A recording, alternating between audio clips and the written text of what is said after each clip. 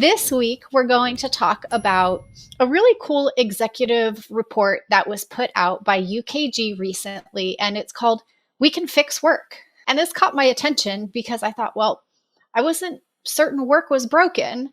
So it definitely pulled me in. And this 12-page executive report talks about global insights into what parents, family members, and mentors are telling children and teens about what they should value in their jobs and their employers, and why purpose and trust can make all the difference. Yeah, so UKG, we love UKG. I'm on the Workforce Institute. It's a advisory board for UKG. And I just want to really shout them out because they do things like this, right? Because they survey the human side of what it means to show up at work every day. And I mean, it's a really great art. Was it an article? Is it a research study? What do we want to call this? Is it a white paper?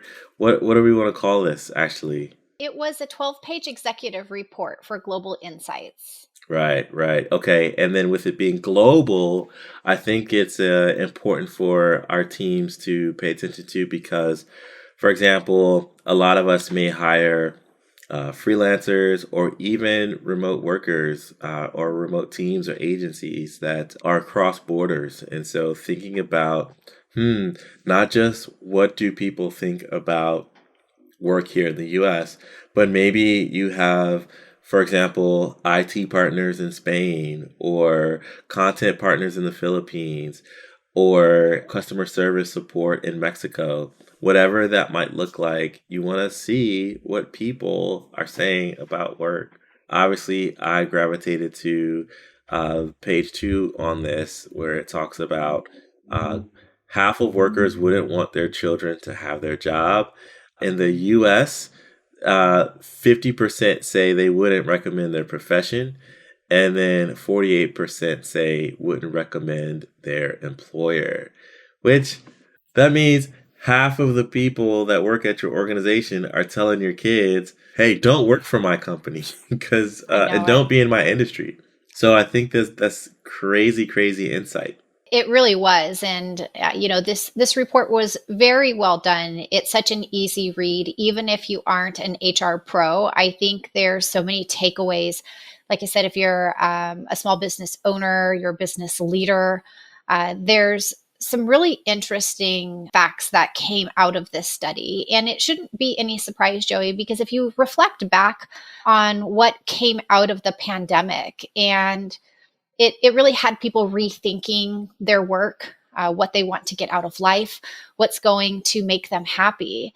And this concept of, rethinking work for a purpose has come to the very, front and center.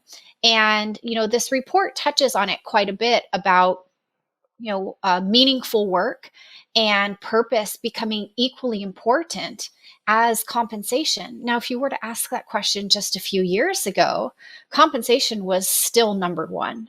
So I think it's fascinating that some of these levers are moving, and I think the big takeaway from this is organizations don't want to lose sight of how this is changing, so that they can ensure that they are meeting the needs of their team members. Yeah, and there's a quote I want to call out here by Michael Bush, CEO of Great Place to Work, that says, it's on every leader to make sure every worker, regardless of role and location, understands how what they do affects their organization's greater purpose.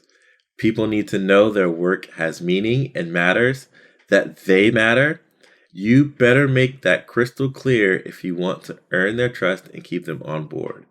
So it's really, it's not just HR's job. It's not just the C-level's job. It's not just management's job. Mm-hmm. Everyone plays a part in helping team members feel that meaning and fulfillment at work. And maybe, Summer, what are some of the things that you think good employees do or great employees do to help fellow colleagues feel that sense of meaning? Well, I think there's a couple of things that can be done, and this report actually touches on a few that I wanted to chat about. So, if we say the UK survey title was "We Can Fix Work," I agree, we can fix it, and First it is ensuring that your employees are connected to a purpose. As we mentioned, kind of at the beginning of this topic, that is equally as important as their pay. So it is finding what it is that motivates them, what it is that has meaning to them, and looking at how do we connect their work so that they have this deeper engagement. I'd say number two, give employees a feeling of being heard.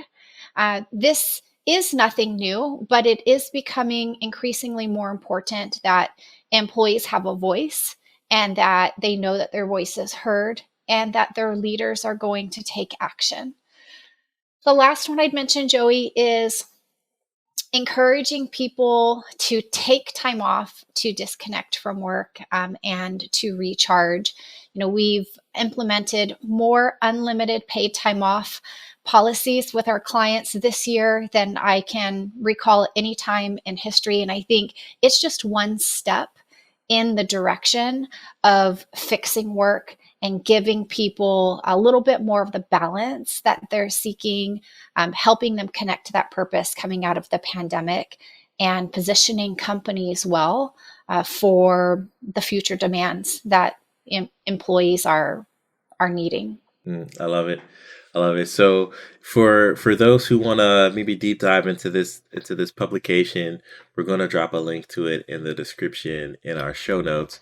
But you can take a search for it. The topic of the article is Workforce Institute: We Can Fix Work. So you'll find it on UKG's page. And it will be a great value add for you to maybe talk about with your leadership team or even your employees for that matter, and help create some winning solutions for you to attract and keep great team members.